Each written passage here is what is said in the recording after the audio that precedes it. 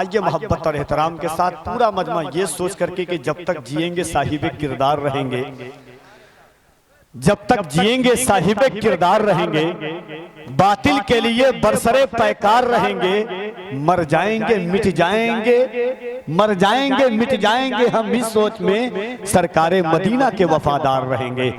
آئیے یہاں سے وہاں تک جتنے لوگ ہیں، اس کونے سے لے کر کے اس کونے تک، یہاں سے لے کر کے وہاں تک، کوئی دیکھے نہ دیکھے مدینے کے تاجدار ہم سب کو ضرور دیکھ رہے ہیں، اور یہ بھی دیکھ رہے ہیں کہ آپ کسی اور کا نہیں، نام محافظ ناموس رسالت کا، جس نے حضور کی عظمتوں کے لیے اپنی جان کی قربانی پیش کرنے کے لیے تیار ہو گئے، اس ذات گرامی کا استقبال کر رہے ہیں۔ یہ سوچ کر کے ہاتھ اٹھائیں کہ حضرت کے عشق کی خیرات ہمیں اور ہمارے گھر والوں کو ملے، تاکہ ہمارے بچے بھی لبیک یا رسول اللہ کا نعرہ لگائیں۔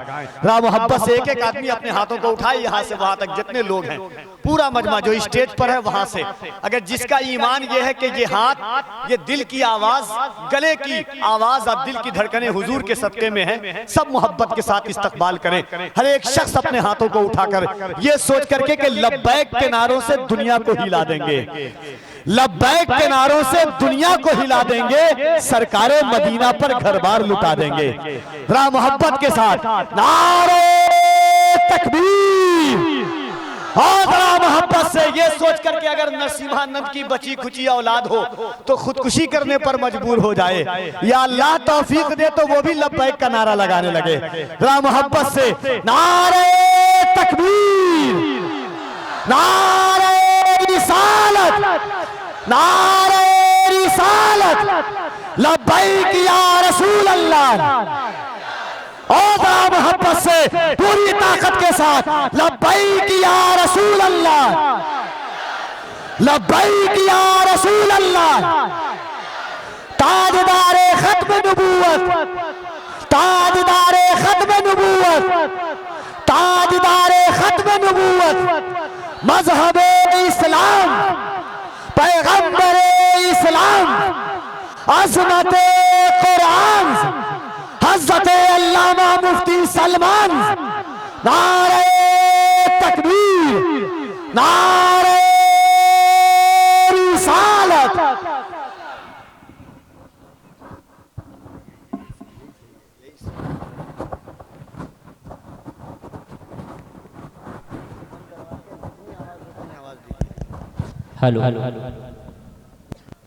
الوبار نائبان رسول، مشائخ اہل سنت، حاضرین اہل سنت و جماعت، خواہران ملت اسلامیہ، السلام علیکم ورحمت اللہ وبرکاتہ۔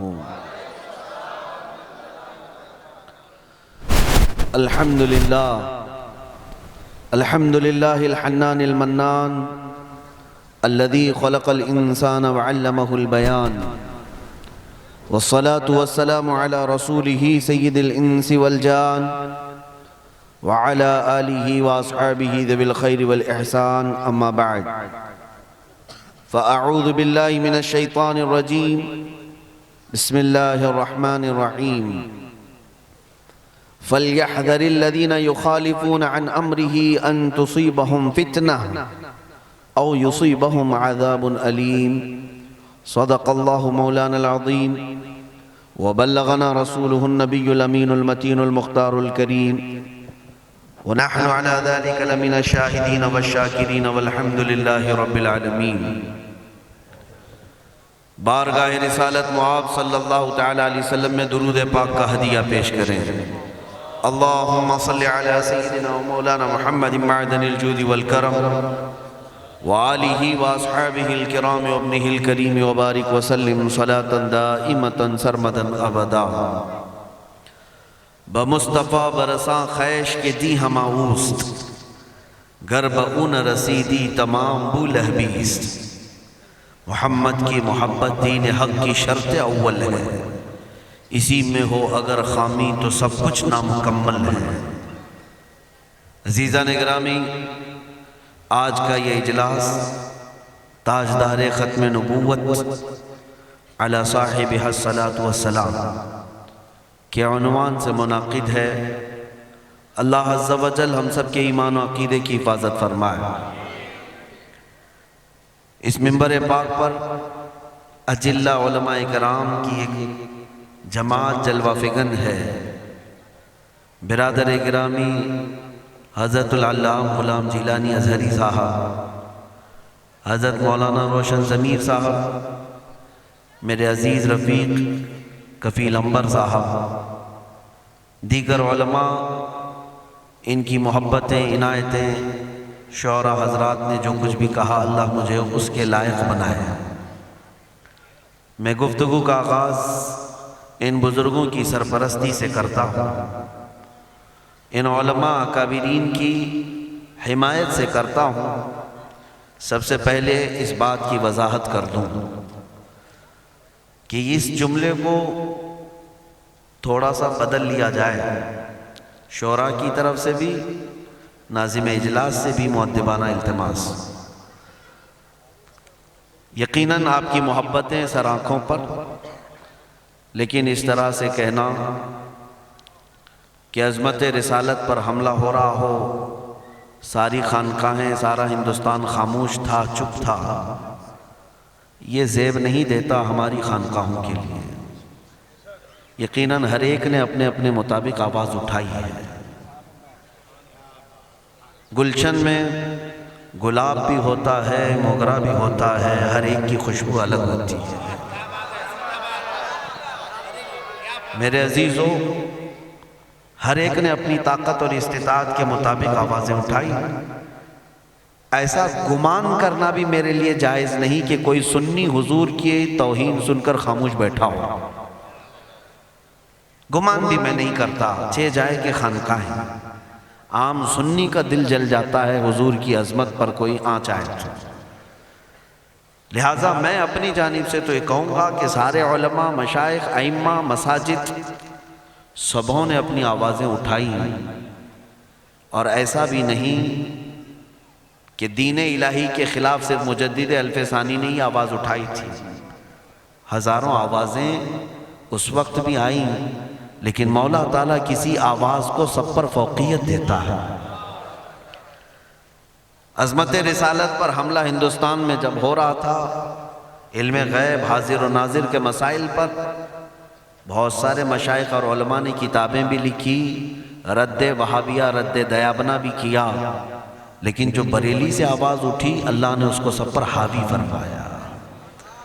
تو ساری خدمتیں اپنی جگہ پر، اور اللہ تعالیٰ سب کو اس کا صلہ عطا فرمائے گا۔ اب فقیر کے متعلق آپ کا حسن ظن ہے، بات میں اتنی ہی جانتا ہوں کہ درد سے نکلی ہوئی آواز اثر رکھتی ہے۔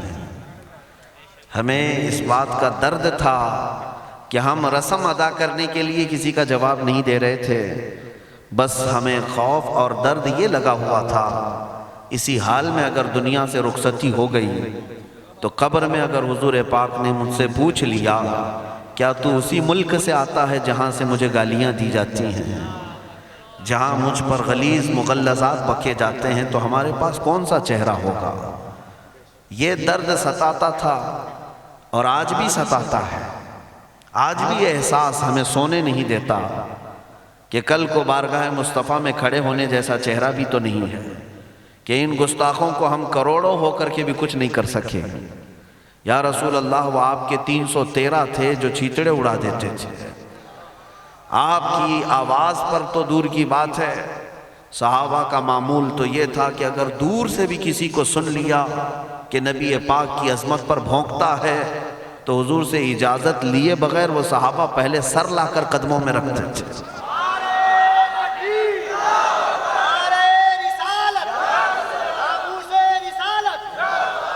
ہماری حالت تو آج یہ ہے کہ ہم کروڑوں کی تعداد میں ہیں، کروڑوں کی تعداد میں ہیں۔ اسی بات پر تو شرم اور احساس رات کو سونے نہیں دیتے کہ رسول پاک صلی اللہ تعالیٰ علیہ وسلم کی یہ امت آج اتنی بڑی طاقت کے ساتھ موجود ہے کہ پوری دنیا میں 57 ملک اسلامی کنٹریز کے نام سے جانے جاتے ہیں۔ اسلامی ملک جہاں پر اسلام کے نام سے مذہب چلتا ہے، بڑے بڑے بادشاہ ہیں، بڑے بڑے پریسیڈنٹ ہیں، پرائم منسٹر ہیں، اور کئی ملک ایسے ہیں جن کی طاقتور فوجیں ہیں، طاقتور فوجیں دنیا کی۔ مصر کی فوج بڑی طاقتور سمجھی جاتی ہے، لیبیا، عراق، ایران، یہ سارے طاقتور افواج کے مالک ہیں، یہ 57 ممالک اسلامی حکومتوں کو چلا رہے ہیں، افواج کے ساتھ کئی تو ملک ایسے ہیں جو ایٹمی طاقت رکھتے ہیں، باوجود اس کے میرے آقا کی شان پر جب بھدی گالیاں دی جاتی ہیں تو یہ سب کچھ بھی نہیں کر سکتے۔ آپ کو میں بتاؤں، ایمان جب ہوتا ہے تو صلاح الدین جیسا ہونا چاہیے۔ صلاح الدین ایوبی کی تاریخ اگر آپ پڑھو، ہمارے مورخین کی لکھی ہوئی بات نہیں کروں گا، انگریزوں نے جو تاریخ لکھی ہے صلاح الدین ایوبی کی وہ بھی پڑھ کر کے دیکھ لو۔ انگریزوں نے جو لکھا ہے، ریچرڈ نام کا ایک مورخ ہے، اس نے لکھا پوری دنیا میں ایسا کوئی جرنیل میں نے نہیں دیکھا جو اتنا نرم دل ہو، اتنا نرم دل ہو کہ اگر 1,00,000 فوج لڑنے کے لیے آئی اور اس پر تلوار بھی اٹھا چکی ہو اور غالب نہیں آ سکی تو ان میں سے 90,000 کو صلاح الدین خود اپنے ہاتھوں سے آزاد کر دیتا، آزاد کر دیتا۔ بڑے بڑے لوگوں کو جو تلوار بھی اٹھاتے تھے، ایسا رحم دل نرم دل سلطان اور جرنیل ہم نے دیکھا نہیں، یہ انگریزوں نے لکھا۔ لیکن اسی صلاح الدین کا حال یہ تھا، بیمار ہو گئے، ملک شام کے ایک علاقے میں بستر پر آ گئے۔ ایک مسلمانوں کا قافلہ حلب سے گزر رہا تھا، عیسائیوں کے ایک سپہ سالار نے، برنس نام تھا، ان مسلمانوں کے قافلے پر حملہ کیا اور انہیں گرفتار کیا، ان کا پورا مال لوٹ لیا۔ ان میں عورتیں بھی تھیں، بچے بھی تھے، جوان بھی تھے۔ اس برنس ظالم نے سارے لوگوں کو مارنا شروع کیا اور مارتے مارتے ایک تانا دیتا تھا، اے مسلمان، تم محمد کو بہت چاہتے ہو، بلا لو، کہاں ہے تمہارا محمد صلی اللہ علیہ وسلم۔ مارتا تو تھا، لوٹتا تو تھا، لیکن ساتھ میں یہ تانا مارتا تھا، بلا لو اپنے محمد کو، کیوں نہیں آتا؟ نعوذ باللہ من ذالک۔ مسلمانوں کا قافلہ لٹ گیا، پٹ گیا۔ پھر خبر صلاح الدین تک آئی، صلاح الدین ایوبی کو یہ خبر دی گئی کہ برنس نام کے اس ظالم نے مسلمانوں کو گرفتار کیا، ان کا مال لوٹا پیٹا، اور لیکن ساتھ میں شان رسالت پر اتنی گندی بات کی۔ اب جانتے ہو، جو بستر پر لیٹ گئے تھے صلاح الدین بیماری کی وجہ سے، ہاتھوں کو اٹھا کر بارگاہ رب العزت میں عرض کرتے ہیں، مولا میری آخری خواہش صرف اتنی ہے کہ مجھے اتنی زندگی اور دے دے کہ میں اس برنس کو ختم کر سکوں۔ مجھے دنیا سے اس وقت تک نہ اٹھا جب تک اس شاتم رسول اور گستاخ رسول کا میں انجام نہ دیکھ لوں۔ بستر پر رہے، بیمار رہے، 2.5 سال کا عرصہ گزر گیا۔ 2.5 سال کے بعد صحت یاب ہوئے، کھڑے بھی ہوئے۔ سب سے پہلی مہم جو آپ نے چھیڑی، کہا کہ اس برنس کا جو بھی قافلہ ہوگا، جہاں پر بھی ہوگا، اس سے ہمیں معرکہ کرنا ہے اور اسے گرفتار کرنا ہے۔ ہوا بھی، چند دنوں کی معرکہ آرائی کے بعد وہ برنس اور اس کی فوج گرفتار ہو کے صلاح الدین کے پاس آ گئی۔ صلاح الدین نے بہت سارے فوجیوں کو آزاد کیا، جیسے ان کی عادت تھی آزاد کرنے کی۔ برنس کو پکڑ کر کے جب لایا گیا تو تاریخ میں بتایا جاتا ہے صلاح الدین کی آنکھیں لال ہو چکی تھی۔ صلاح الدین کی آنکھیں لال تھی، پورے مجمع کے سامنے برنس کو کھڑا کیا۔ اس نے کہا کہ اے صلاح الدین، تم عظیم جرنیل ہو، ہمارے ہزاروں لاکھوں لوگوں کو تو نے آزاد کیا، عیسائیوں کو تو آزاد کر دیتا ہے، میں بھی تیرے گرفت میں آیا ہوں، قید میں آیا ہوں، مجھے بھی تو آزاد کر سکتا ہے۔ صلاح الدین ایوبی کی جلال بھری کڑکتی ہوئی آواز نکلی، کہا برنس، اگر تجھے میں آزاد کر دیا تو اللہ کے عذاب سے کبھی نہیں بچ پاؤں گا۔ اگر میں تجھے آزاد کر دیا تو میں اللہ کے عذاب سے کبھی نہیں بچ پاؤں گا۔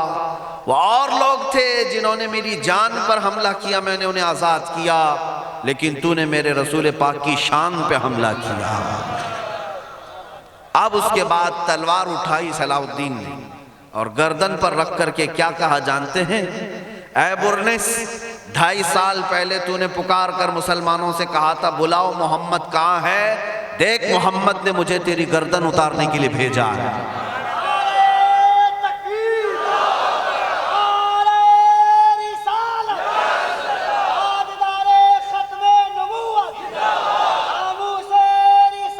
عزیزان گرامی، اس کی گردن تو مار دی، لیکن جو بات مجھے عرض کرنی تھی وہ یہ ہے یہ جو 2.5 سال کا عرصہ گزرا، یہ جو 2.5 سال کا عرصہ گزرا، روایت میں ہے کہ صلاح الدین ایوبی ایک رات بھی بستر پر نہیں سوئے اور اپنا پیر نہیں پھیلایا، پیر لمبا نہیں کیا، فرش پر اپنے پیروں کو موڑ کر رات بھر بیٹھے رہتے، اور بیماری کی حالت تھی۔ جب خادم کہتے کہ آپ سو جائیں، صلاح الدین ایوبی کہتے تم کس کو مشورہ دے رہے ہو مجھے سونے کا، جبکہ میرے نبی کی شان میں گالیاں دی جا چکی ہیں، حضور پاک کی عظمت کو للکارا گیا، اور تم کہتے ہو کہ صلاح الدین بستر پر سو جائے۔ عزیزان گرامی، اسی لیے تو میں بار بار چیخ کر کے کہتا ہوں، ہر چیز پر کمپرومائز کیا جا سکتا ہے، عزت رسول پر کبھی نہیں۔ آج میرا مشن صرف یہ ہے کہ میں جلسوں میں یا تقریروں میں اس لیے نہیں آتا کہ میں کوئی مقرر آدمی ہوں یا خطیب ہوں، میرے اندر تو ڈھنگ بھی نہیں ہے خطابت کرنے کا، میں مقررین کی اداؤں سے بھی واقف نہیں ہوں، لیکن صرف یہ درد تم تک تقسیم کر کے جانا چاہتا ہوں کہ اے مسلمانوں، بہت سارے معاملات پر تم سڑکوں پر آتے رہے، راشن کے نام پر، پانی کے نام پر، بجلی کے نام پر، الیکشن کے نام پر، ووٹنگ کے نام پر، لیکن تمہیں خبر نہیں تم تو امانت تھے رسول اللہ کی، تم حضور کے لیے پیدا کیے گئے ہو اور تم امت ہو میرے مصطفیٰ کی۔ آپ کیا سمجھتے ہیں تمہاری عزت جو ہے تمہارے بڑے بنگلوں کی وجہ سے ہے؟ تمہاری عزت تمہاری داڑھی اور ٹوپی کی وجہ سے ہے؟ تمہاری عزت صرف اور صرف نام مصطفیٰ کی وجہ سے ہے۔ آبرو ما ز نام مصطفیٰ است، اقبال نے کہا ہے ہم سب کی عزت و آبرو صرف رسول اللہ کی وجہ سے ہے۔ اور آپ کو یہ پتہ ہے ایسے ایسے گناہ ہمارے معاشرے میں ہیں جس کی بنیاد پر آسمان سے آگ برسنی چاہیے، عذاب آ جانا چاہیے۔ کیا گناہ نہیں ہے ہماری قوم میں؟ پہلے کی امتیں جب گناہ کرتی تھی تو عذاب آتا تھا۔ کیسا عذاب؟ قوم لوط پر نوکیلے پتھر برسائے گئے تھے، لواطت کرتے تھے، نوکیلے پتھر برسائے گئے، فَأَمْطَرْنَا عَلَيْهِمْ حِجَارَةً مِّن سِجِّلٍ مَّنضُودٍ، قرآن کہتا ہے۔ اور قوم شعیب ناپ تول میں کمی کرتی تھی، اللہ نے عذاب بھیجا، ہواؤں کا عذاب، فَأَرْسَلْنَا عَلَيْهِمْ رِيحًا صَرْصَرًا، انہیں ہلاک کر دیا گیا۔ نوح علیہ السلام کی قوم پر عذاب آ گیا، قوم سمود پر عذاب آیا، صالح علیہ السلام کی قوم پر۔ لیکن آپ کو میں بتاؤں اس امت پر عذاب کیوں نہیں آتا؟ گناہ ویسی ہیں آج بھی۔ میرے عزیز و قرآن کہتا ہے وَمَا كَانَ اللَّهُ لِيُعَذِّبَهُمْ وَأَنْتَ فِيهِمْ، اب اس امت پر ویسا عذاب اللہ نہیں نازل کرے گا، اس لیے کہ ان کے بیچ میں میرا محبوب آرام کر رہا ہے۔ عذابات سے بچے بھی ہو تو کس بنیاد پر؟ رسول اللہ کی برکت ہے، ہماری عزت رسول اللہ کے نام سے، ہماری عافیت رسول اللہ کے نام سے، ہمارے گھروں کی برکت رسول اللہ کے نام سے۔ یہاں تک کہ سیدنا عمر ابن خطاب رضی اللہ تعالیٰ عنہ فرماتے ہیں میرے جسم پر جو بال اگتے ہیں یہ بھی رسول اللہ کی برکت سے۔ یہ حضرت عمر فاروق فرماتے ہیں اے مسلمانوں، اب حالات تمہیں بیدار کرنا چاہ رہے ہیں اور تمہیں اٹھانا چاہتے ہیں، جگہ جگہ کے تھک چکے ہیں یہ ہنگامے، اٹھو، نشاط لذت خواب گراں بدل ڈالو، غلط روی سے منازل کا بود بڑھتا ہے، غلط روی سے منازل کا بود بڑھتا ہے، مسافروں رویش کارواں بدل ڈالو، کی راہ کے تو می روی بترکستان است، آج جس راستے پر تم چلے جا رہے ہو یہ کعبے کی طرف نہیں لے جا رہا، یہ کسی اور طرف لے جا رہا ہے۔ محمد عربی صلی اللہ تعالیٰ علیہ وسلم کے غلام تو وہ ہونے چاہیے کہ گھبرا گئی ہے دیکھ کر گردش دوراں کبھی کبھی، کس کو دیکھ کر؟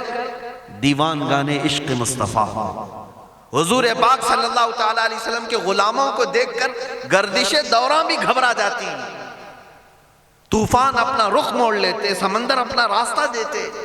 آج تو تمہاری موب لنچنگ ہوتی ہے، پکڑے جاتے ہو، مارے جاتے ہو، کوٹے جاتے ہو، پیسے جاتے ہو، تمہاری مسجدوں کو تباہ برباد کر دیا گیا، آگ لگا دی جا رہی ہے، اور یہاں ہماری خانقاہیں برباد کر دی جا رہی ہیں۔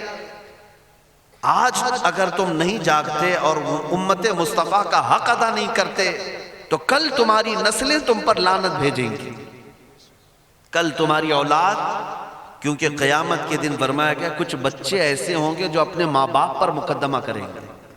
اللہ تبارک و تعالیٰ سے کہیں گے اے مولا سب سے پہلے عذاب میرے ماں باپ پر دے، اس لیے کہ میرے گمراہ ہونے کا ذریعہ یہی لوگ تھے. انہوں نے کبھی مجھے عشق مصطفیٰ نہیں سکھایا، کبھی انہوں نے آداب و اخلاق کی تعلیم مجھے نہیں دی. اے مسلمانوں، آج یہ حالات تمہیں اس بات پر لے آتے ہیں کہ آؤ جس روش پر مصطفیٰ کریم صلی اللہ علیہ وسلم نے ہمیں مدینے میں چھوڑا تھا اسی روش پر ہمیں آنے کی ضرورت ہے. ان کے جو ہم غلام تھے خلق کے پیشوا رہے، ان کے جو ہم غلام تھے خلق کے پیشوا رہے، ان سے پھرے جہاں پھرا پھر آئی کمی وقار. تمہیں اپنی عزت معلوم ہے؟ تمہاری حیثیت معلوم ہے؟ کس کے تم وارث ہو؟ ہم کس کے وارثین میں سے ہیں؟ ہمارے اسلاف کون ہیں؟ کیا وہ صرف ہمارے جلسوں میں نعرے لگانے کے لیے اسلاف ہے؟ ان اکابرین کا نام لے کر ایک بار زندہ باد کہہ دیا جائے کافی ہے؟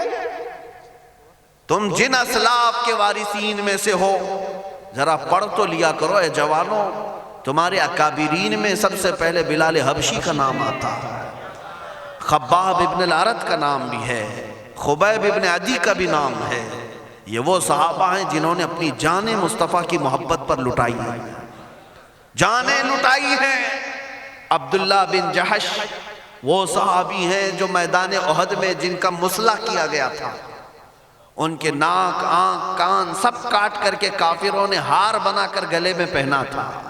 کون؟ عبداللہ بن جحش، رسول اللہ کے صحابی. حضرت انس بن ندیر حضور پاک صلی اللہ علیہ وسلم کے رازدار صحابی جو حضور کے رازوں کا اہتمام کرتے تھے، حضور ان سے راز کی بات کرتے تھے. احد کے میدان میں جب آئے کفار و مشرکین نے ان کے جسم کو اتنا مسل دیا تھا، اتنا مسل دیا کہ نہ چہرہ دکھتا تھا نہ سینہ دکھتا تھا، کچھ بھی نہیں.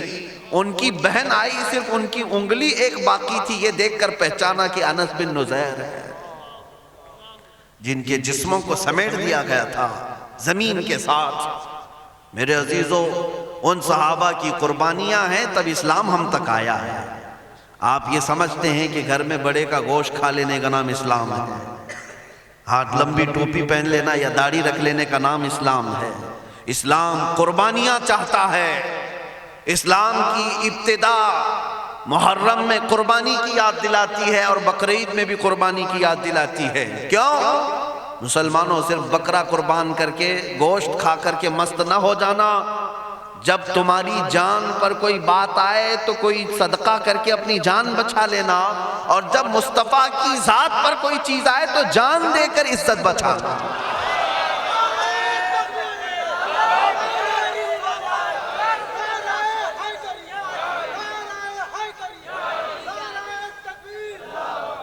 مجھے اس بات کا اندازہ ہے کہ ہمارا نام کفن بردوش تھا، ہمارا نام مسلمان کے ساتھ ساتھ کفن بردوش بھی تھا. پہلے کے فارسی لوگ ہمیں مسلمان کم کہتے تھے، کفن بردوش کہتے تھے. مطلب کیا ہے؟ یہ رسول پاک کے غلام ایسے ہیں کہ کندھے پر کفن لے کے چلتے ہیں، انہیں موت کبھی روک نہیں پاتی. یہ حضور کے عاشق ہیں، جہاں پائے نکل پڑے، اور موت ان کو کیا ڈرا سکے گی. اور حقیقت میں ہے میرے عزیزو، آج میں جو گفتگو کو شروع کیا ہوں، سب سے پہلے تم اپنے سینوں سے خوف نکالا، ڈر نکالا. سب سے بڑا ڈر کیا ہو سکتا ہے زندگی کا؟ ظاہر سی بات ہے، آپ آگ سے ڈرتے ہیں کہ جل جائے گا، پانی سے ڈرتے ہیں، آپ جو ہے گھر کے اندر حادثوں سے ڈرتے ہیں، طوفان سے ڈر رہے ہیں، بارش سے ڈر رہے ہیں، بیماری سے آپ ڈر رہے ہیں، کوئی بیماری آ گئی تب ڈر ہے. ڈر کئی چیزوں میں ہے، شیر سے بھی ڈر لگتا ہے، کتے سے بھی ڈر لگ رہا ہے، کوئی کھائی سے بھی ڈر لگ رہا ہے، گھڑے سے بھی ڈر لگ رہا ہے، کار میں بیٹھے ایکسیڈنٹ سے ڈر لگ رہا ہے. سارے ڈر اگر جمع کرو گے، رزلٹ نکالیں گے، نتیجہ نکالیں گے ان سارے ڈر سے، کیا سب سے بڑا ڈر کیا ہے؟ وہ موت کا ڈر ہے. کس چیز کا ڈر ہے؟ آگ سے. اس لیے آپ ڈر رہے ہیں کہ جلیں گے تو ہوگا کیا؟ مر جائیں گے. پانی میں ڈوبنے سے اس لیے ڈر رہے ہیں کہ ڈوب گئے تو مر جائیں گے. مرنے کا ہی تو ڈر ہے. حادثوں سے جو ڈر رہے ہیں یہی ڈر ہے کہ موت آ جائے. بیماری سے بھی اس لیے بچتے ہیں کہ موت نہ آ جائے، مر نہ جائے. یہ موت ہی کا ڈر ہے. اور مصطفیٰ کریم کے غلاموں کی خصوصیت یہ ہوتی ہے سب سے پہلے اگر کوئی ڈر نکالا جاتا ہے سینے سے تو موت کا ڈر نکالا جاتا ہے، جس کو اعلیٰ حضرت نے فرمایا ہے کہ حسن یوسف پہ کٹی مصر میں انگشت زنا، یا رسول اللہ سر کٹاتے ہیں تیرے نام پہ مردان عرب۔ یہاں موت کا ڈر نہیں ہوتا، مصطفیٰ کریم کے غلاموں میں موت کا ڈر نہیں ہوتا۔ کیوں؟ ہمیں موت کا ڈر کیوں ہو؟ جو عاشق ہوتا ہے وہ تو انتظار میں رہتا ہے کہ وہ کون سی رات ہے جب ملک الموت میرے گھر آئے گا۔ کیوں؟ کون سی رات ہے جو ملک الموت میرے گھر آئے گا؟ اس لیے کہ جس دن ملک الموت روح قبض کر کے جائے گا میں قبر میں جاؤں گا، تبھی تو مصطفیٰ کی زیارت ہوگی۔ جس کو رسول پاک کی زیارت کرنا ہے وہ موت سے نہیں ڈرتا، وہ قبر میں پہنچتا ہے تو کیا کہتا ہے جانتے ہیں؟ فرشتوں کے پاس جب وہ اٹھاتے ہیں تو یوں کہتا ہے اب تو پائے ناز سے اے فرشتوں کیوں اٹھوں، اب تو پائے ناز سے اے فرشتوں کیوں اٹھوں، مر کے پہنچا ہوں یہاں اس دل ربا کے واسطے۔ ہمارے جو جنازے بھی جاتے ہیں اتنے سج کر سنور کر، سفید کپڑے پہن کر، عطر لگا کر، سرمے لگا کر، پھول پہن کر، ارے مرے ہوئے آدمی کو اتنا کیوں سجایا جاتا ہے؟ کوئی شادی کا دولہا تو نہیں ہے، اتنا سوار کر کے اس لیے بھیجا جاتا ہے۔ بزرگ فرماتے ہیں کہ اس لیے سوار کر کے بھیجا جاتا ہے کہ آج کی رات یہ دیدار مصطفیٰ کرنے والا ہے، قبر میں اپنے آقا کے جلوے دیکھنے جا رہا ہے، اس لیے خوشبو لگا کر جاتا ہے، عطر لگا کر، سرما لگا کر، سفید کپڑے پہن کر جاتا ہے۔ عزیزان گرامی وقار ہے شب وصل بھی اسی گل سے ملاقات کی رات۔ ہم ڈرتے نہیں ہیں موت سے، اور ڈرنا بھی نہیں چاہیے۔ اور جس دن تمہارے سینوں سے یہ ڈر نکل گیا، اب مجھے بتاؤ دنیا پھر تمہیں کس بات سے ڈرائے گی؟ اب کس بات سے ڈرائے گی؟ یہی ایک چیز تو ہے دنیا جو بار بار تمہیں ڈراتی ہے کہ مارے جاؤ گے، کاٹے جاؤ گے، پھانسی پر چڑھائے جاؤ گے۔ اور محمد عربی کا غلام جب خوشی سے ان باتوں کو قبول کرتا ہے تو دنیا کے پاس اس سے بڑی سزا کوئی ہے ہی نہیں، اس سے بڑی سزا کوئی ہے ہی نہیں۔ یہی میں چاہتا ہوں اے مسلمانوں، اپنے سر ہتھیلیوں پر لے کر جس دن تم نکلے پھر دنیا تمہاری حقیقت کو پہچان لے گی کہ جس کو اقبال نے کہا تھا نکل کر کے صحرا سے جس نے الٹ دیا تھا تخت روما کو، تخت روما کو الٹ دیا تھا۔ روم سپر پاور کا نام ہے۔ حضور کے زمانے میں 2 سپر پاور تھے، جیسے آج امریکہ اور رشیا ہے، ملک روم اور ملک ایران۔ روم کے بادشاہ کو قیصر کہا جاتا تھا، ایران کے بادشاہ کو کسرا کہا جاتا تھا۔ یہ سپر پاور طاقتیں اگر کسی کے زیر نگی ہوئیں تو یہی صحابہ ہی تھے۔ صحابہ جو دیہات کے رہنے والے، پیوند لگے کپڑے پہننے والے، بغیر چپل کے راستے پر چلنے والے، چند کھجوروں پر پورا دن گزارنے والے، لیکن جب نکلتے تھے روما کی سلطنت کو بھی الٹ دیا، کسرا کی سلطنت کو بھی الٹ دیا، دونوں سلطنتیں خاک ہو گئی، مصطفیٰ کریم کے غلاموں کے قدموں میں آ گئی۔ اور اقبال کہتا ہے نکل کر کے صحرا سے جس نے الٹ دیا تھا تخت روما کو، سنا ہے قدسیوں سے میں نے کہ وہ شیر پھر ہوشیار ہوگا، سنا ہے قدسیوں سے میں نے کہ وہ شیر پھر ہوشیار ہوگا۔ اور میں آج ہر علاقے میں جا کر کے دیکھ رہا ہوں رسول پاک کے یہ شیر ہوشیار ہونے لگ چکے ہیں۔ انشاءاللہ العزیز جس دن یہ شیر بیدار ہوں گے پھر کروڑوں کی نیندیں بھی حرام کر کے رکھیں گے۔ کیوں؟ جن لوگوں نے اب تک ظلم اور بربریت کا ننگا ناچ ناچا، ان کا بھی تو ایک انتم وقت آتا ہے، ان کا بھی تو ایک اینڈ ہونا ہے۔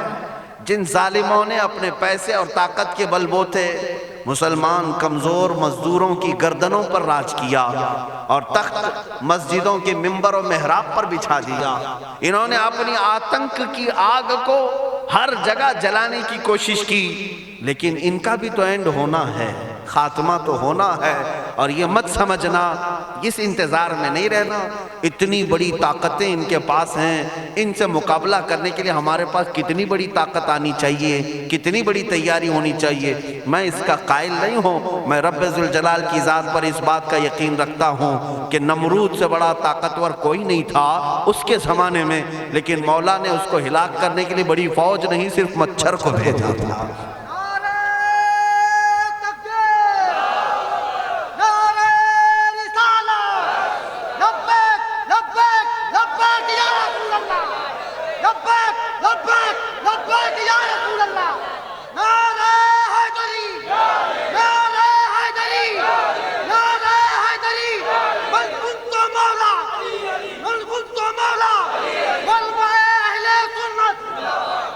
عزیزان گرامی، اب یہی بیداری کا وقت دنیا کو پریشان بھی کر رہا ہے کہ محمد عربی کے غلام جاگنے لگ گئے۔ جانتے ہیں تمہیں سلانے کے لیے انہوں نے 100 سال سے منصوبے بنائے، نشہ تمہارے محلوں میں عام کیا، لڑکیاں بے آبرو تمہارے محلوں میں کی گئیں، ٹیلی ویژن انٹرنیٹ سب سے زیادہ تمہارے محلوں میں لایا گیا۔ ارے یہ اپنے بچوں کے ہاتھوں میں موبائل بھی نہیں دیتے، جو بڑے بڑے پیسے والے لوگ ہیں، لیکن عام مسلمانوں کے محلے پر نیٹ فری ہے، ساری چیزیں، کہ دن بھر رات بھر اس کے نشے میں یہ ایڈکٹ رہے۔ گندے گندے نشہ جن کو کرنے کے بعد مہینے 2 مہینے میں آدمی ختم ہو جاتا ہے، ایسے نشہ بھی مسلمانوں کے محلے میں بکنے لگے۔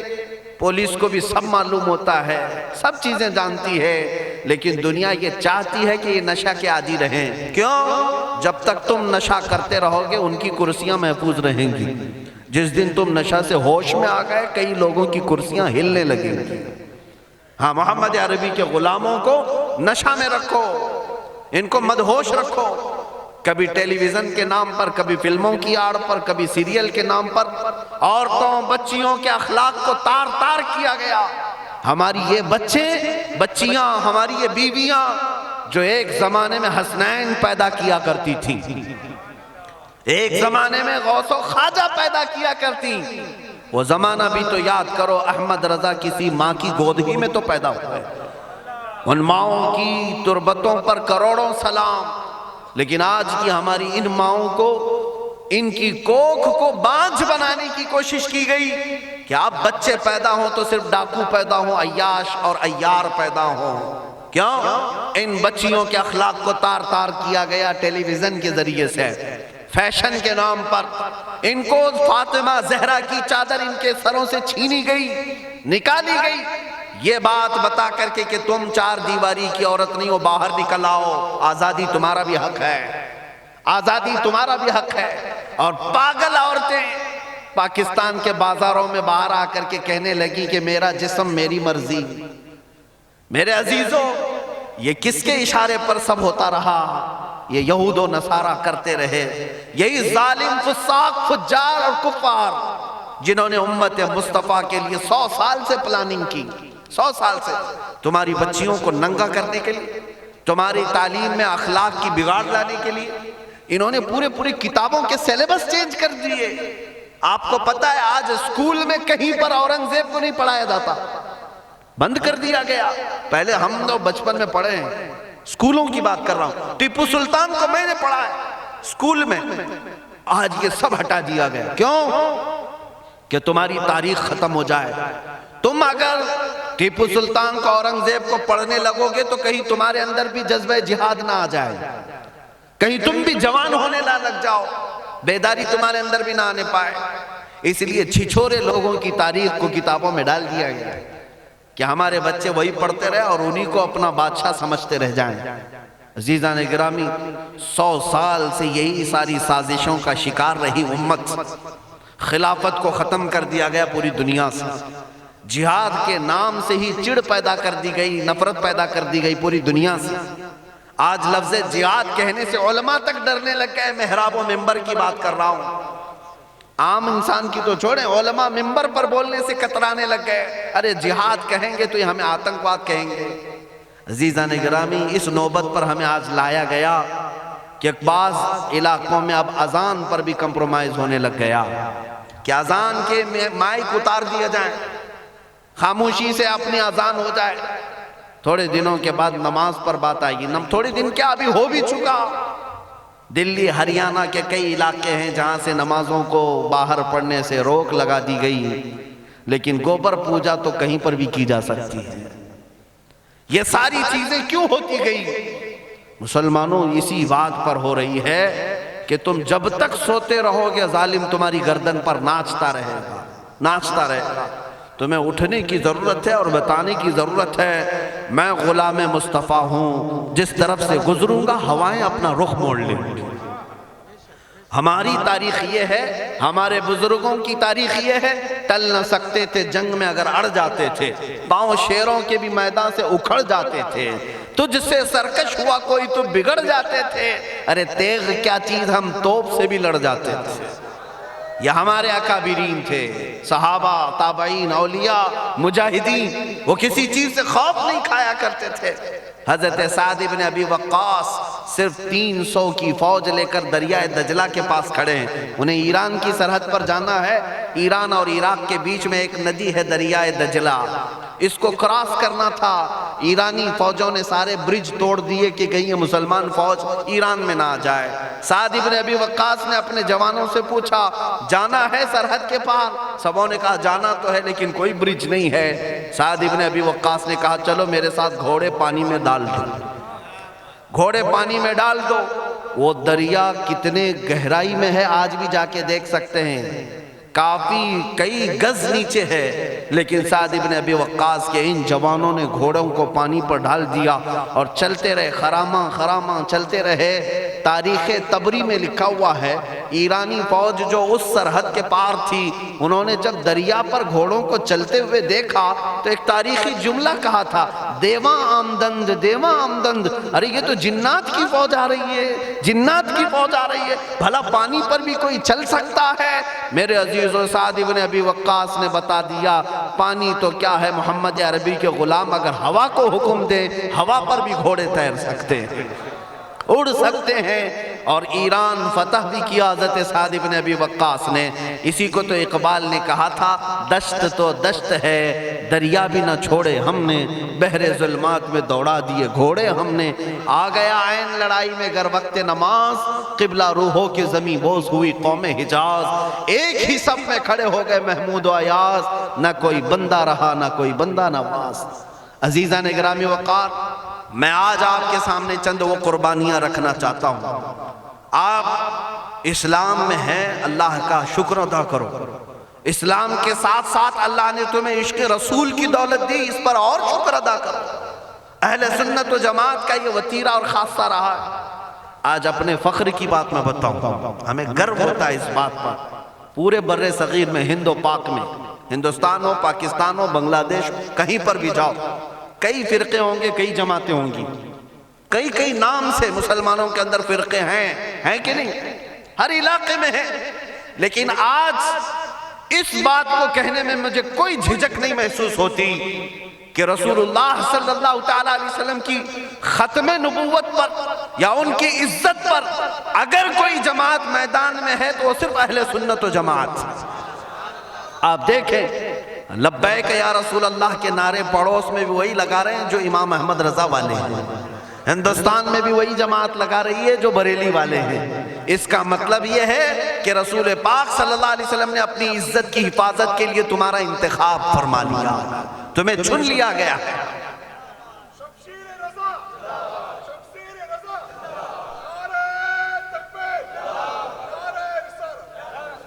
اب اپنی قسمت پر رشک کرو کہ اللہ نے تمہارا انتخاب کیا ہے، اللہ نے تمہیں چن لیا ہے۔ اور مجھے تو یہ امید بھی لگتی ہے کہ جب غزوہ ہند ہوگا مولا تعالیٰ اسی جماعت سے فرمائے گا، اسی جماعت کا انتخاب ہوگا۔ کیوں؟ غزوات اور جہاد یہ بے ایمان اور منافقوں کا کام نہیں ہے، یہ ایمان والوں کا کام ہے۔ ایمان جو رکھتا ہے وہ سر ہتھیلی پر لے کر آتا ہے۔ باقی منافق تو غزوہ خیبر سے بھی بھاگے، غزوہ احزاب سے بھی بھاگے، خندق سے بھی بھاگے، احد سے بھی بھاگے۔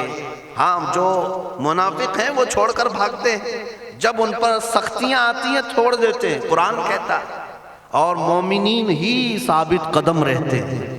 آج بھی ان معاملات پر جب کبھی بات آئے، حضور کی عزت پر گھروں سے نکلنا ہے، ماؤں سے بھی کہتا ہوں، بہنوں سے بھی اور تم سے بھی، اور جو آنا کانی کرے گا، ارے نہیں میرا دھندا ہے، میرا بزنس ہے، میں باہر نکلوں گا، میرا فلاں ہو جائے گا، میری نوکری ختم ہو جائے گی، کیا کیا ہو جائے گا، جو اس طرح کی باتیں کرے گا، سمجھ لو یہی باتیں مدینے کے منافق بھی کرتے تھے، مدینے کے منافق بھی کرتے تھے۔ اور حضرت ابوبکر صدیق والے تو یہ کہتے تھے جو جان مانگو تو جان دے دے، جو مال مانگو تو مال دے دے، مگر یہ ہم سے کبھی نہ ہوگا نبی کا جاہو جلال دے دے۔ میرے عزیزو، تم ہمیشہ اس بات پر تیار رہنا کہ یہ ایک جان کیا ہے اگر ہو کروڑوں، یہ ایک جان کیا ہے اگر ہو کروڑوں۔ یا رسول اللہ تیرے نام پہ سب کو وارا کروں میں، حضور کی نام پر یہ ایک جان کی حیثیت کیا ہے؟ ہماری اپنی ایک جان کی قیمت کیا ہے؟ صحابہ سے بڑھ کر تو ہماری جان نہیں ہے، صحابہ سے بڑھ کر ہماری جان نہیں ہے۔ حضور پاک کے قریبی چچا سیدنا امیر حمزہ، ان سے بڑھ کر ہے ہماری جان؟ امیر حمزہ احد کے میدان میں جب آئے، ان کو پیچھے بلایا جاتا رہا کہ آپ پیچھے آ جائیں، آپ رسول اللہ کے چاچا ہیں، آپ کا محفوظ رہنا بہت ضروری ہے، آپ پہلوان ہیں، آپ کے ذریعے سے بہت سارے کام ہونا باقی ہے۔ لوگ آج ہم سے یہی کہتے ہیں، آپ تھوڑا سنبھل کر کے چلیں، آپ سے بڑا کام ہونا باقی ہے، امت کو اور بھی آپ سے بہت کچھ اٹھانا ہے، فائدہ اٹھانا ہے۔ امیر حمزہ سے میدان احد میں یہ کہا گیا تھا کہ آپ سے بہت کچھ لوگوں کو کچھ سیکھنا ہے، آپ پہلوان ہیں۔ امیر حمزہ نے کیا کہا؟ جب رسول اللہ صلی اللہ تعالیٰ علیہ وسلم کی عزت محفوظ نہیں تو میں زندہ رہ کے کیا کروں گا؟ کس کو نفع دینا ہے؟ حضور کے دانت شہید ہو گئے اور تم کہتے ہو کہ ہم پیچھے ہٹ کر کے اپنی حفاظت کریں؟ اور میدان میں آئے، امیر حمزہ کے سینے پر نیزہ مارا گیا تھا، ایسا نیزہ مارا گیا کہ آپ کے سینے سے پار ہو کر پیٹھ سے نکلا اور زمین میں گڑ گیا۔ حضرت امیر حمزہ رضی اللہ تعالیٰ عنہ، اور آپ کو پتہ ہے احد کے میدان میں آپ کا سینہ چاک کیا گیا اور آپ کا کلیجہ نکالا گیا، اور ہندہ نامی خاتون نے سب کے سامنے کلیجہ کچا چبایا بھی تھا۔ یہ سارے واقعات رسول اللہ نے اپنے آنکھوں سے دیکھے، اپنے عزیز ترین چچا کا چبایا ہوا کلیجہ میرے آقا نے دیکھا۔ مجھے بتاؤ مسلمانوں، کیا ہماری جان امیر حمزہ کی جان سے بڑھ کر ہے؟ جو آج ہم اپنی حفاظت کے چکر میں لگے ہوئے ہیں، ہماری دکانداری، ہمارے تمام پراپرٹی جائیداد، اور لوگ یہ سوچتے ہیں ہم چلے گئے تو ہمارے بچوں کو کون دیکھے گا؟ امیر حمزہ کے بچوں کو دیکھنے والا کون تھا؟ وہ لوگ جو رسول اللہ کے ساتھ جاتے تھے، کیا ان کے بیوی بچے نہیں تھے؟ ان کی جائیدادیں نہیں تھی؟ ان کی پراپرٹیاں نہیں تھی؟ سب تھی۔ ان کا حال یہ تھا، وہ کہتے اگر میرا چاند سلامت ہے تو پوری کائنات سلامت ہے، اگر حضور کی عزت سلامت ہے تو سب کچھ مل جائے گا، اور اگر حضور کی عزت سلامت نہیں ہے تو بال بچے پراپرٹی جائیداد رکھ کر کے بھی کیا مطلب ہے؟ یہ سب عذاب بن جائیں گے۔ عزیزان گرامی وقار، مدینے کی اس خاتون کے جذبے پر کروڑوں سلام۔ حضور پاک صلی اللہ تعالیٰ علیہ وسلم جب میدان کی طرف نکلنے لگے، مجاہدین کی صفیں بنا رہے تھے کہ سب کے سب اللہ کی بارگاہ میں نکل کر جا رہے ہیں۔ ایک مدینے کی خاتون دوڑتی ہوئی آئی، 1.5 سال کا بچہ لے کر کے آئی، 1.5 سال کا بچہ دودھ پیتا ہوا، اور کہا یا رسول اللہ اس کو بھی جہاد میں لے جائیں۔ 1.5 سال کے بچے کو صحابہ نے پوچھا، اے خاتون تو یہ 1.5 سال کا بچہ لے کر آئی؟ اس نے کہا کیا کروں، میرے گھر میں میرے شوہر کا انتقال ہو چکا ہے، میرا کوئی مرد گھر پہ باقی نہیں سوائے اس 1.5 سال کے بچے کے۔ اور جب رسول اللہ صلی اللہ علیہ وسلم کی ذات کی بات آئی، ہر گھر والے اپنا جوان بھیج رہے ہیں، مجھے افسوس ہے کہ میں اپنا بچہ اپنے گھر میں بچہ کر کے رکھوں۔ میں نے بھی سوچا کہ حضور کی بارگاہ میں لا کر پیش کر دوں۔ صحابہ نے پوچھا اس کا کیا کرنا ہے؟ خاتون کا جذبہ تو دیکھیں، کہتی ہیں مجھے پتا ہے کہ یہ بچہ تیر و تلوار تو نہیں چلا سکتا، یہ تو چل بھی نہیں سکتا، لیکن میری خواہش صرف اتنی ہے کہ مجاہدین صحابہ کے ہاتھوں میں اس بچے کو دے دیا جائے، جب کافروں کی طرف سے تیر چلے تو میرا بچہ ڈھال کے کام آ جائے۔ وہ عورتوں کے جذبات کیا تھے! اس خاتون کو حضور پاک نے گھر واپس کیا بچے کے ساتھ کہ جا اپنے بچے کی تربیت کر، لیکن جذبہ تو دیکھو قربان کرنے کا۔ ہونا تو یہی چاہیے تھا کہ ہم اپنے مال و متاع اور اپنی جائیداد اور اپنی اولاد کو لے کر آ جاتے باہر، اور پھر ہم بھی کہتے یا رسول اللہ میرا سارا گھر آپ پر قربان ہے۔ لیکن آج تک ہم سے ایسا ہو ہی نہیں سکا، آج تک ہم سے ایسا ہو ہی نہیں سکا۔ لیکن جب جب تکلیفیں گھر پر آتی ہیں تو پکارتے کس کو ہیں؟ پکارتے کس کو ہیں؟ اللہ کی بارگاہ میں جب دعائیں قبول نہیں ہوتی تو رسول کا وسیلہ لیتے، کیا نہیں لیتے؟ حضور کے وسیلے سے ہم کیا کیا نہیں مانگتے۔ گناہوں کی بخشش کے لیے حضور کا وسیلہ، کاروبار میں برکت کے لیے رسول کا وسیلہ، بیماریوں سے شفا کے لیے رسول کا وسیلہ، اولاد کے لیے رسول کا وسیلہ، ہر چیز تو اللہ کے رسول کے بدولت مانگتے رہے۔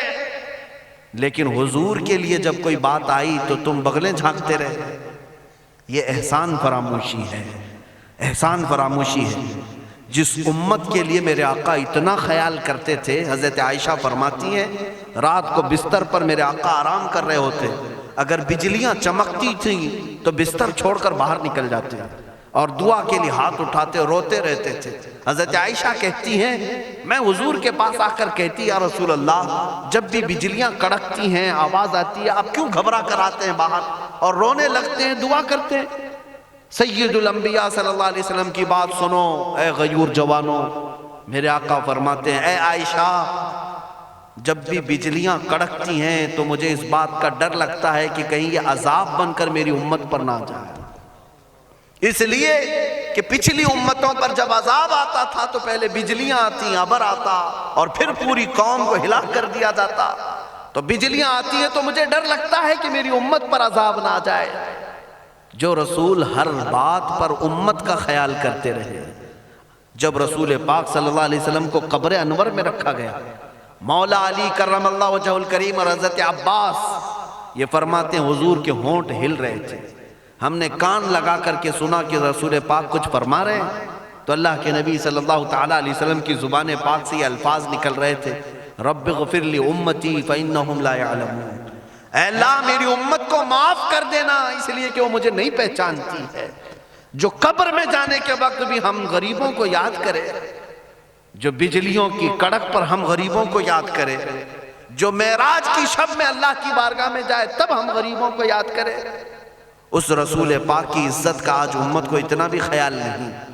جو رات کے وقت کھڑے ہوتے تو اللہ کی بارگاہ میں اتنا روتے، حضرت عائشہ فرماتی ہیں کہ پنڈلیاں سوج جاتی تھیں، میں کپڑا گرم کر کے سینکتی تھی اور پنڈلیوں کی سوجن کم کرتی، کبھی گردن میں ورم آتا سوجن آ جاتی تھی، روتے روتے رات بھر کھڑے رہتے۔ ارے وہ تو بخشے ہوئے تھے، سید الانبیاء سید المعصومین تھے، کس کے لیے روتے تھے؟ ہم غریبوں کے لیے روتے تھے، اس امت کے لیے روتے تھے۔ اور آج مجھے افسوس ہوتا ہے اس امت نے رسول پاک کا اتنا بھی خیال نہیں کیا۔ تمہیں غیروں کے اخلاق و کردار تو بہت یاد آئے اے جوانوں، تم نے فلموں پر ناچنے والوں کے اخلاق تو اپنا لیے، تم نے اپنا ہیئر سٹائل، بالوں کا طریقہ سلیقہ ان ظالموں کے طریقے پر تو رکھ لیا، تم نے کپڑے پھاڑ کر کے بھی پہن لیے، بالیاں بھی پہن لی، بگڑیاں بھی پہن لی، سب کچھ کر لیا ان ظالموں کو دیکھ کر کے جو ٹیلی ویژن پر ناچتے ہیں، لیکن تمہیں اتنی بھی خبر نہیں کہ تمہارے لیے رسول اللہ روتے رہے روتے رہے روتے رہے۔ اے اللہ میری امت کو بخش دے، میری امت کو بخش دے۔ اس رسول کی ایک ادا پر عمل کرنے کے لیے تمہیں کون سی تکلیف آ گئی؟ آج تم نے داڑیاں چھلا کر کے گٹر کے حوالے کر دیا، نالیوں میں پھینک دیا، تمہیں یہ بوجھ لگنے لگا۔ کیوں بوجھ لگنے لگا؟ کہ دنیا تانے مارے گی، تو پھر تم کس کے ہو یہ تو بتاؤ، تم کس کے ہو یہ تو بتاؤ۔ تمہیں رسول اللہ کی سنت گڑنے لگ گئی، تکلیف ہونے لگ گئی، تو پھر کس منہ سے رسول اللہ کی محبت کی بات کریں گے؟ حضور پاک کی محبت کی بات کیسے کریں گے؟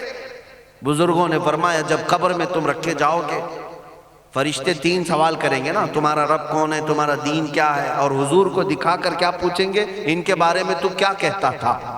حدیث یہ بزرگوں نے فرمایا کہ جب تم دیکھ کر حضور سے یہ کہنے والے ہوں گے کہ یہ میرے آقا ہیں، تو رسول پاک اپنا چہرہ پھیر لیں گے اور فرمائیں گے خبردار میری طرف مت دیکھنا، اس لیے کہ دنیا میں تجھے میرا چہرہ اچھا نہیں لگتا تھا، تو اب میری طرف کیوں دیکھتا ہے؟ تو بتاؤ مسلمانوں، قبر میں اگر حضور بھی اپنا چہرہ پھیر لیں، تم کس کو پکارو گے؟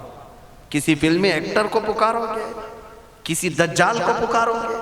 اسی لیے اعلیٰ حضرت فاضل بریلوی رضی اللہ تعالیٰ عنہ نے فرمایا آج لے ان کی پناہ آج مدد مانگ ان سے، آج لے ان کی پناہ آج مدد مانگ ان سے، پھر نہ مانیں گے قیامت میں اگر مان گیا۔ حضور کی عزت یہیں پر کرنا سیکھ جاؤ، قیامت میں تو ہر کوئی کرے گا، قیامت میں ہر کوئی دیکھے گا حضور کی عزت کیا ہے۔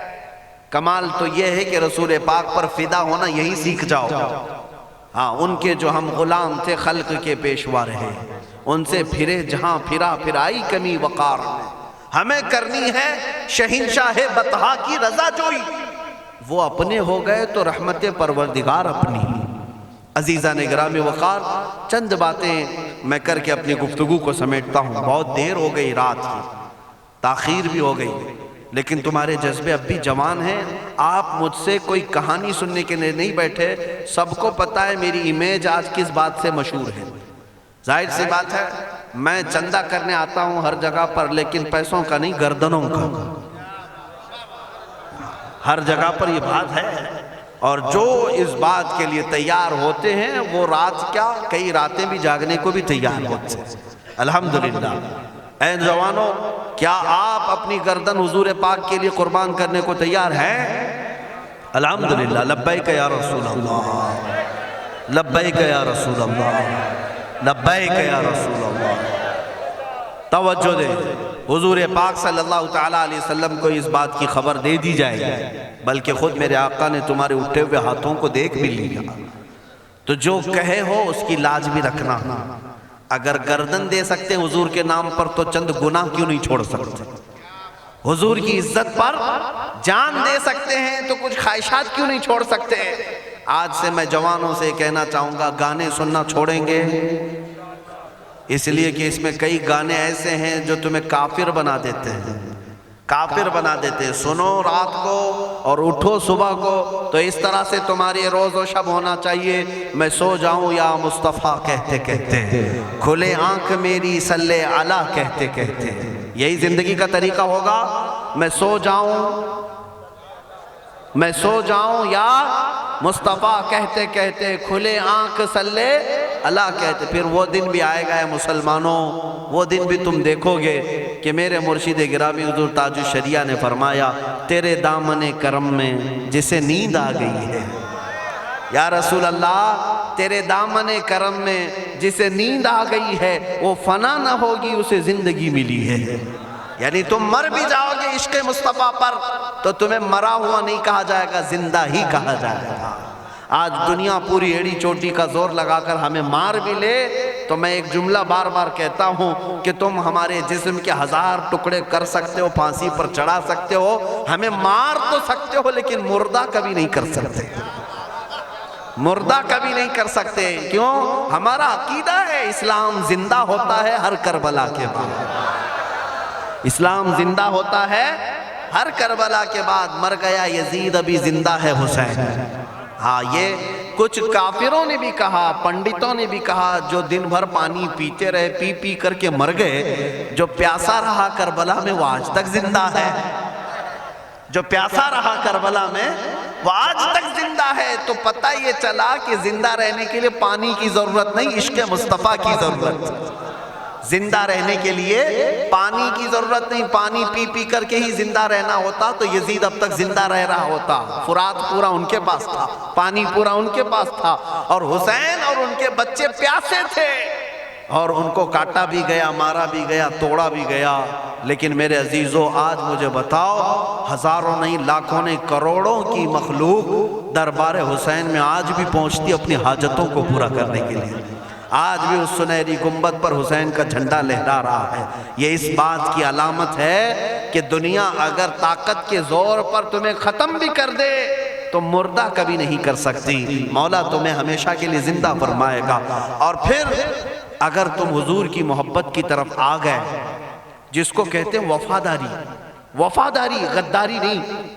کچھ گناہ ہو سکتے ہیں لیکن غداری کبھی نہیں ہونی چاہیے.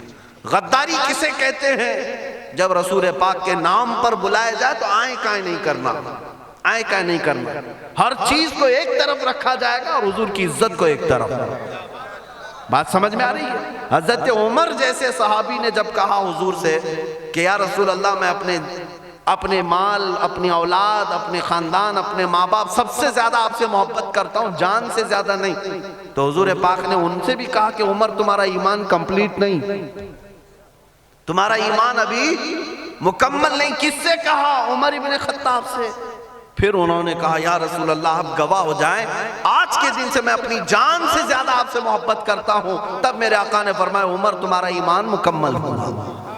ایمان اس وقت تک مکمل نہیں ہوگا جب تک اپنی جان سے زیادہ حضور سے محبت نہیں کرو گے. الا لا ایمان لمن لا محبت لا. اعلیٰ حضرت نے اپنے خطبے میں ہمیں یہ بتایا ہے، خبردار اس کا ایمان ہی نہیں جس کے سینے میں ان کی محبت نہیں.